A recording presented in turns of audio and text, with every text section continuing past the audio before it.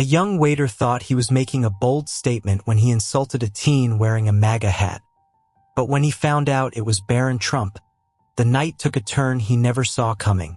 The dim glow of chandeliers bounced softly off the polished marble floors of the Arcadian Table, a prestigious restaurant nestled in the heart of Beverly Hills. The air was rich with the aroma of aged wine and truffle oil, a quiet murmur of conversations weaving through the space. It was the kind of place where luxury wasn't flaunted but simply existed effortlessly. Ethan, a young waiter in his late 20s, moved briskly between tables, his crisp white shirt already showing signs of the busy evening. He had worked here long enough to recognize most of the regulars: film producers, fashion icons, and business moguls. But tonight, one particular table caught his eye. In the far corner, a teenage boy sat beside an older man. The boy couldn't have been older than 16, tall and gangly with an air of quiet confidence. But what truly stood out was the bright red MAGA hat perched on his head, glaringly out of place amidst the understated elegance of the room. Ethan felt a twinge of irritation. That hat was a statement and not one he particularly cared for. His coworkers often joked about his fiery opinions, and tonight, the presence of that hat stirred something in him. "Figures," he muttered under his breath as he grabbed a water pitcher and headed toward the table. As he approached, the older gentleman glanced up and offered a polite nod of acknowledgement. The boy, however, barely looked up, his gaze fixed on his phone. Ethan set the water glasses down with a bit more force than necessary, the sound punctuating the surrounding quiet. "What can I get for you tonight?" he asked, his tone sharp. Before the man could respond, Ethan added, "Or does he?" He gestured vaguely toward the boy. "Prefer to be served somewhere else, given the hat and all?" The room seemed to hold its breath. The boy slowly raised his head, his face unreadable. He didn't respond. Instead, he gave a small, almost imperceptible nod toward the older man, who placed their order without addressing the comment. Ethan walked away, his chest tight with a mix of satisfaction and unease. He had made his point, but the boy's silence had unnerved him. He couldn't shake the feeling that something about the interaction had shifted the atmosphere of the entire room. But just as Ethan started to relax, the restaurant manager appeared at his side, his expression grim, and whispered something that made Ethan's heart drop. "That boy is Barron Trump?" he whispered, his tone carrying a weight of urgency. "And the gentleman with him is Senator Alden Royce. They're here after a high-profile charity event." "What were you thinking?" The manager's glare was sharp, his lips pressed into a thin line. Ethan stammered, How was I supposed to know?" His voice was low but defensive, though the knot in his stomach tightened. He looked back at the corner table where Barron sat quietly, seemingly unfazed, while the senator engaged him in a low conversation. "You have no idea the kind of trouble this could bring?" the manager hissed before walking away, leaving Ethan standing by the drink station, his heart pounding. He could still feel the weight of the room's attention. It was subtle, stolen glances, a shift in the ambience, but it was enough to make him painfully aware of his mistake. He replayed the moment in his head. The hat, the comment, the silence. Barron's expression had been impossible to read, but there had been no outrage, no immediate retaliation. That fact alone gnawed at Ethan's nerves. As the night continued, Ethan couldn't help but steal glances at the table. The senator seemed at ease, occasionally leaning in to share something that elicited a small, polite smile from Barron. The boy's demeanor was calm, composed even, and it unnerved Ethan more than anger would have. Finally, the senator motioned for the bill. Ethan hesitated, his feet rooted to the floor, but the manager's sharp nod signaled him to move. As he approached the table, the senator looked up with a faint smile. "Thank you for your service tonight," he said, his voice courteous but firm, a slight edge of disapproval laced within. Ethan's gaze flicked to Barron, who met his eyes for the first time. The boy's face was calm, but there was something in his expression, a quiet strength, a refusal to be shaken, that made Ethan's stomach twist. He fumbled with the bill, mumbling an apology that sounded hollow even to his own ears. Barron didn't say a word. He simply stood, placed the hat back on his head, and followed the senator out the door. The silence they left behind was deafening. But just as Ethan thought the ordeal was over, one of the diners at the next table leaned over and said, "I hope you realize what you just did will be all over social media by morning." Ethan's stomach sank as he processed the diner's words. Social media. His mind raced with worst-case scenarios. Tweets, videos, headlines accusing him of insulting a teenager, and not just any teenager but Barron Trump. He glanced at the other tables, now keenly aware of phones discreetly angled in his direction.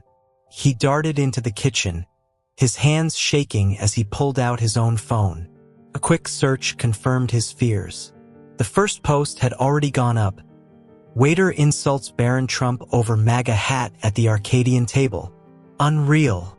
The photo attached showed him mid-sentence, his face contorted in what could only be described as anger. "Ethan, what the hell were you thinking?" the manager barked, storming into the kitchen. "Do you have any idea how bad this could get for us? For you." "I didn't mean," Ethan started, but the manager cut him off. "You didn't mean? You think that matters now? This is a PR nightmare. The Trumps have connections that could shut this place down in a heartbeat." He paused, rubbing his temples as if trying to stave off a headache. "You're on thin ice. Apologize if there's a chance they'll listen. Otherwise, pray this blows over."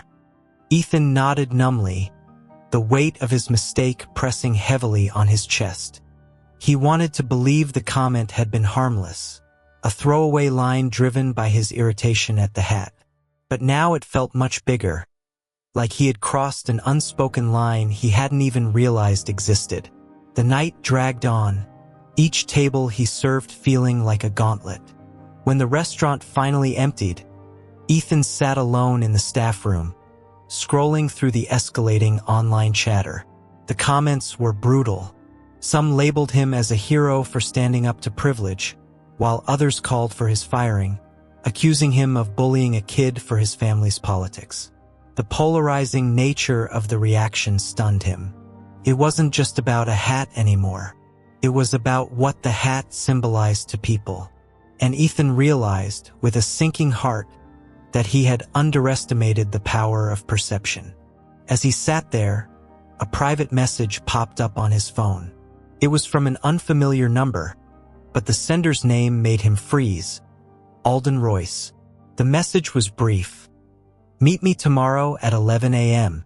The boy deserves to be heard." Ethan stared at the screen, the weight of those words settling over him.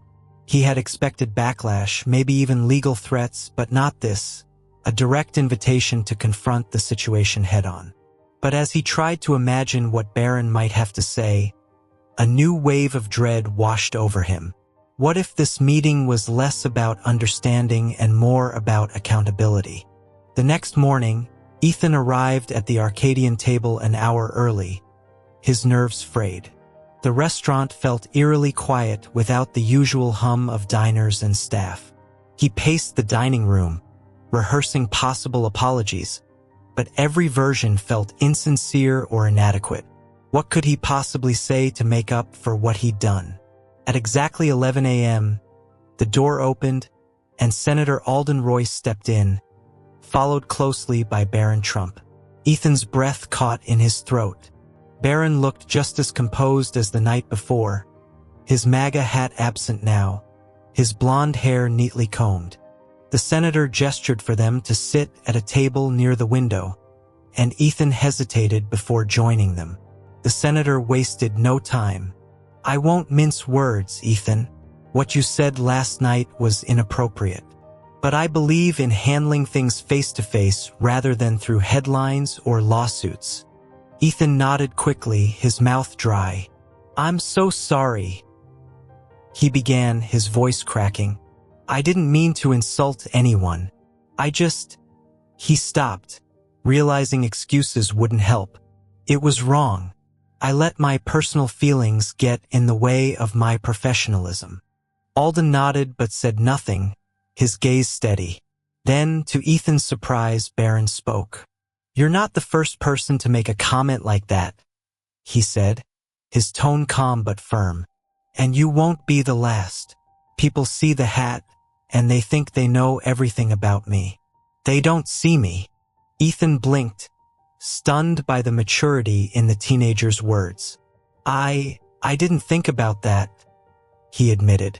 I just reacted. Barron leaned forward, his expression thoughtful. It's not just about the hat, though, is it? It's about what you think it stands for.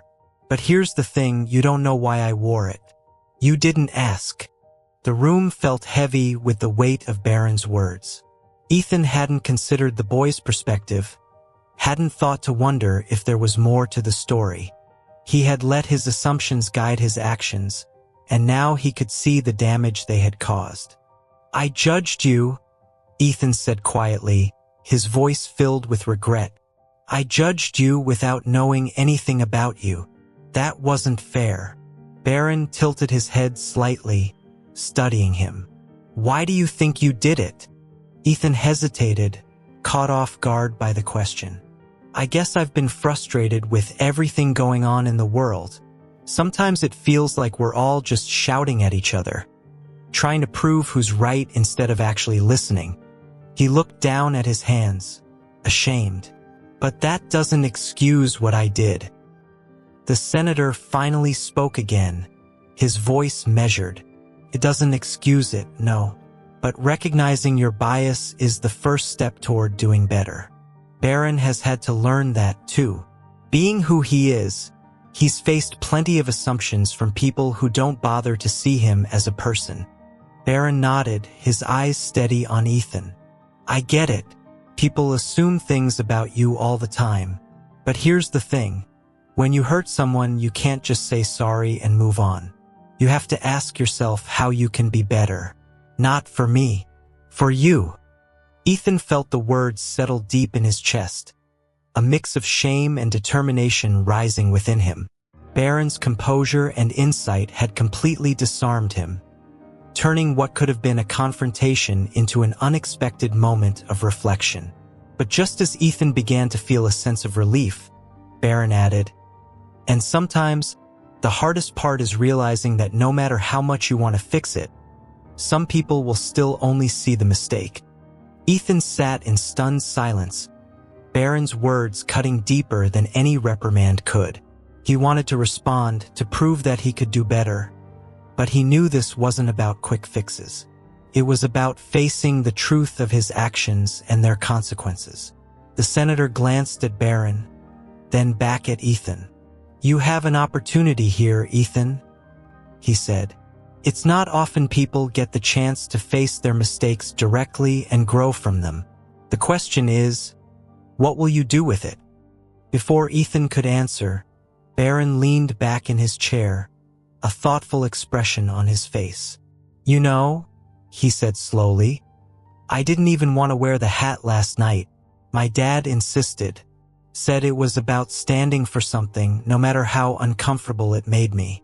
But all it's done is make people think I'm something I'm not. Ethan's chest tightened.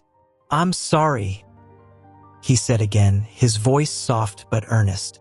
I didn't think about how it might feel for you. I saw the hat and I made assumptions. I was wrong.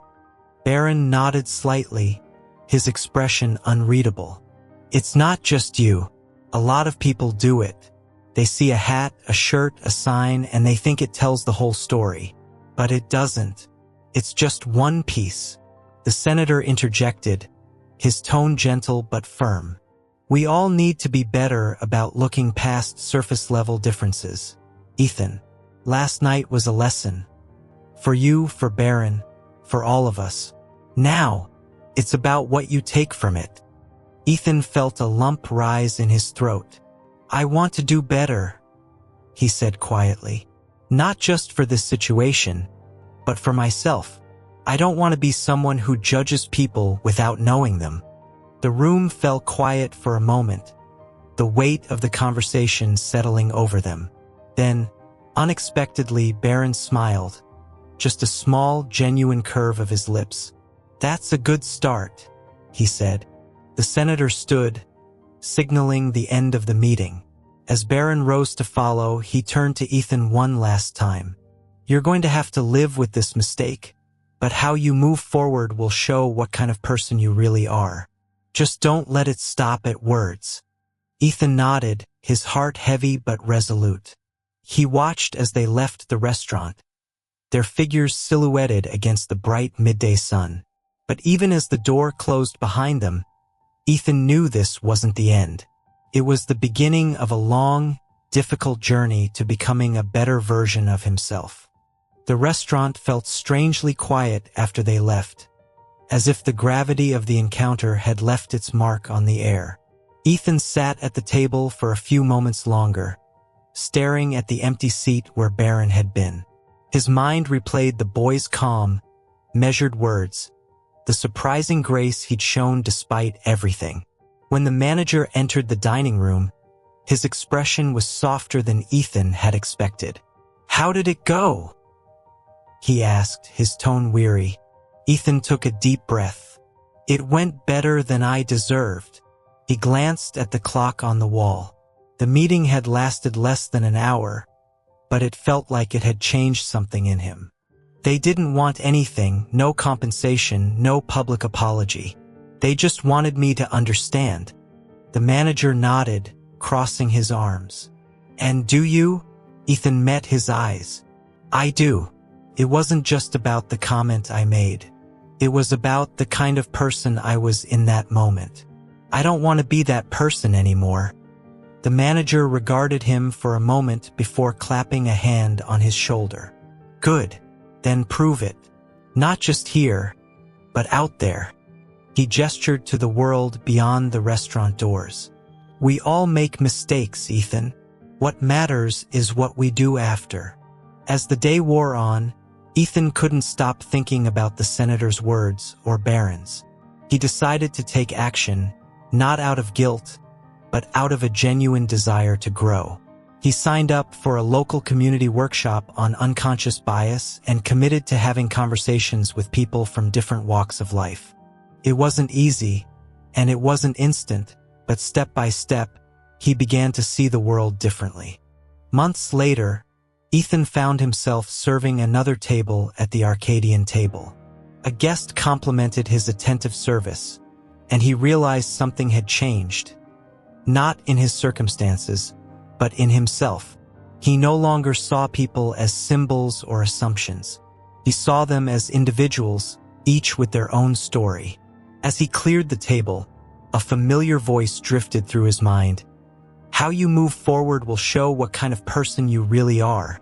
He smiled to himself, grateful for the hard lesson he'd learned. Life often puts us in situations that force us to confront our biases and grow beyond them. It's not about avoiding mistakes. It's about learning from them.